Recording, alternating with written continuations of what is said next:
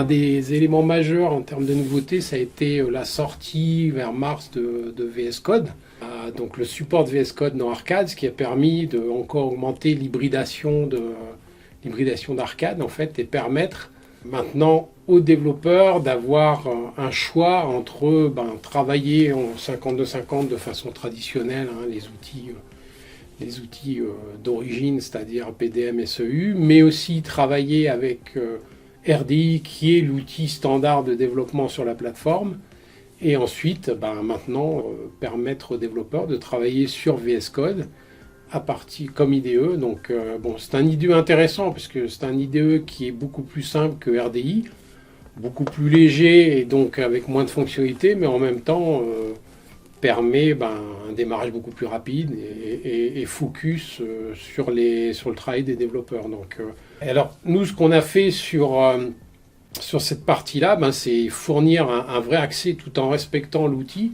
Donc vous retrouverez une nouvelle façon de travailler avec peut-être certaines parties des outils arcade, et donc permettre aux développeurs, aux nouveaux développeurs VS Code d'intégrer la plateforme de développement IBMI.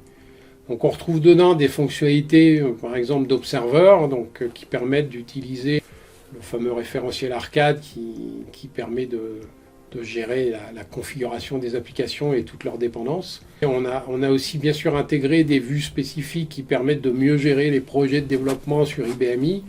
Ça amène quoi? Ça amène que un même projet peut être développé par des développeurs qui travaillent sur RDI, d'autres qui travaillent sur SEU et un troisième qui travaille sur VS Code, tous ensemble en fait, chacun ayant son outil. D'ailleurs, je vais faire référence à des webinars qu'on a réalisés, les BioIT, donc Bring Your Own Tool, qui ont été réalisés par nos collègues aux USA et qui démontraient l'utilisabilité avec tous ces environnements dans le cadre d'un projet unique. Ensuite, effectivement, qu'est-ce que ça apporte d'amener VS Code? C'est encore une fois de s'ouvrir aux outils standards. On avait déjà fait depuis maintenant quasi une dizaine d'années l'ouverture vers Git. Depuis plus de 15 ans, on a des pipelines qui tournent en Jenkins, qui s'appelait Hudson à ses débuts, et qui permettent d'automatiser tous les processus d'intégration. Donc c'est quelque chose chez nous qui existe depuis plus de 10-15 ans. Donc un des autres exemples que je peux prendre, c'est Ansible par exemple. Donc IBM a fait un certain nombre d'efforts pour rendre Ansible utilisable sur la plateforme IBMI.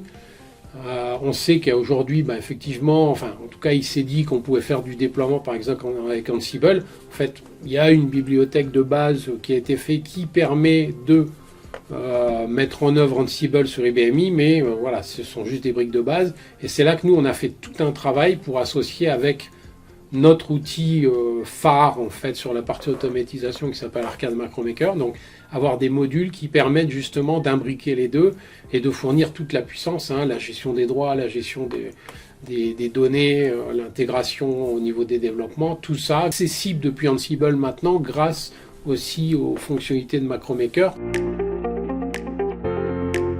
Il y a quelque chose qu'on a sorti aussi durant cette année qui est une petite brique en fait, mais qui apporte beaucoup, c'est la capacité à sortir un certain nombre d'éléments directement dans Confluence. Donc, Confluence d'Atlassian est un outil de partage en fait et de partage de connaissances pour les utilisateurs, pour les développeurs. C'était vraiment orienté là-dessus. Et donc maintenant, avec Observer, le générateur de documentation, il est capable directement d'envoyer dans Confluence les résultats d'une documentation. Et puis on a travaillé aussi sur Verifier, l'outil de test de non-régression arcade, qui permet aussi de sortir des rapports directement dans Confluence. Donc ce qui permet de gagner des étapes, au lieu d'envoyer par exemple par mail des rapports PDF, on avait aujourd'hui un certain nombre d'éléments PDF ou HTML, tout simplement là de partager dans Confluence et de gérer le partage naturellement par ces outils de collaboration. Et il y a un certain nombre de projets qui sont en cours, je ne vais pas vous dévoiler tous les éléments maintenant, Mais notamment, voilà, ça travaille sur la sécurité et ça travaille sur un certain nombre de fonctionnalités de modernisation, par exemple, sur la plateforme qui sortiront bientôt.